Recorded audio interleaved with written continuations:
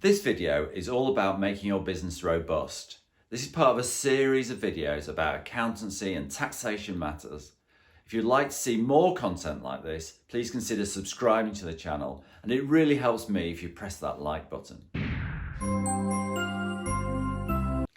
Making your business robust.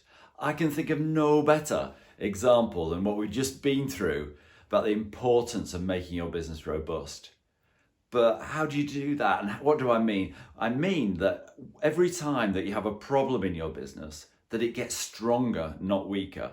That you fix the problems and you become stronger. So you almost welcome more problems because you can solve them and make your business stronger for the future.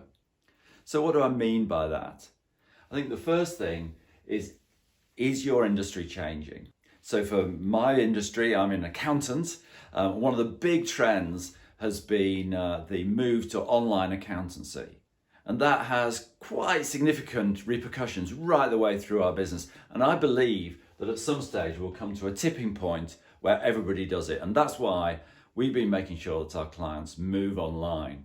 I think another example of that is landlords of shops. So shops have been suffering a tick reduction as everybody's moved online. But the landlords, they haven't really suffered. It's just the shop owners that have. And I think that the latest problems that we've had, that we've all been through, I think that that is likely to lead to significant vacancies for the landlords and for reduced rent. And I think that they have received, a tipping point. There's a tipping point in the shopping environment. So the question is for you, is what tipping points and what are the trends in your industry and for your business in particular that are going to really affect your business, and how can you deal with those to make your business more robust? Preparing for the unexpected. Preparing for the unexpected is also important, and I think again it's just been so highlighted recently. And for me, that means having spare capacity in the business, more resources, just a little bit more people than we might have actually needed, and more cash in the business than we probably need. Now that might mean that we make a little bit less profit, but do you know what? I'm happy to sacrifice that if I can have a robust business. A learning organisation. Now what I mean by a learning organisation, I think if I can take myself back to when I started, I can remember just thinking, why are there so many things that you can get wrong in running a business? Why are there so many? But every time we did get something wrong, we improved it and we tried to think through what the problem was and get to the root cause of it. So here I've got systemizing your business, so the systems cover over and make sure you don't make the same mistakes again. Being thoughtful, so actually thinking about the mistakes and thinking about the root cause, I think is really important.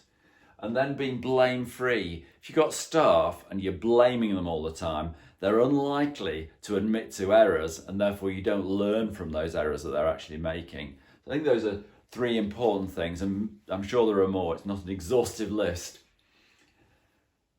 Cash reserves, I talk quite a lot about cash reserves. I think it is important to have cash reserves, both personally, as a business owner, you really need to have sort of 6 months on one side so that you can survive even if your business is struggling. But also, having an overdraft facility and stuff like that so that you know that your business can make the wage bill this month and next month, even if the revenues it gets cut away from you, which I think a lot of people have learnt over the last few months. I think I've put Goldilocks debt. So debt. Inherently, debt adds stress to your business, because what it means is that you've got to make a payment every month, all the time. You've got to make the payments, and that puts stress into your business and pressure into your business. But also, if you don't have enough debt, it can also add pressure to your business, because not having enough debt might mean you don't have enough cash, and then not sure if you can make your bills every month. And generally, you're a lot better off asking for a loan at the first stage with the bank, if you ask for a small loan and then have to go back for second helpings, the banks get very nervous about that because they think you should be in control of your business and control of your finance in a better way. So there's a sort of Goldilocks to debt, not too much, not too hot, not too cold, not too many, not too little. But I think having the right debt level is an important element of making your business strong. So flexibility and cost, I always think I can't teach my clients very much about having their business with flexible and low costs, because they're normally small business owners are really good at reducing their costs. Flexibility is more about making sure that you don't have too many fixed costs, so that if things change from month to month or from period to period, you can vary your costs accordingly, and maybe it's worth paying a little bit more so that you have that flexibility. Paying less tax. Most people like to pay less tax, and I did actually do a separate video on this a few weeks ago, so I'd suggest that you have a look at that, and that's got some sort of basic ideas of all the main things where you can save some tax. Sales, so the rest of the bit is all on sales. Now, for sales, I guess that you probably do most of the things on sales, so this is like a checklist, but doing the basics right is always good practice, and actually a lot of good business is just doing the basics right. So first of all, this is like a model sales cycle. So first of all, day naught, you do a credit check, or before day naught, before you do the work, you do a credit check. You then on day 1, you invoice. Day 8, you confirm that they've received the invoice. Day 23, so the 23rd of the month, you confirm that they're going to pay. Then if they haven't paid, on the 29th of the month, you chase, or maybe even on the 32nd of the month, but certainly by the 39th, you chase it. On the 46th day, you chase it again. And at that stage, you might suggest that they're going to pay interest unless they pay. And then, halfway through the next month, towards the end of the next month, you maybe chase with a letter or even a letter before action. Now, that's sort of how it's supposed to work. I know that getting that through with your customers is really tricky. But that's the system, and the problem with that, as you can tell, is there's lots of contact with your customers, and and it just is really time consuming. So there are easier ways of doing it if you can get your customers to pay in a different way. So direct debits are good because you just receive the money every month. Standing orders, again, they're really good. They're not quite as good as direct debits because you don't control the amount of money that's being taken.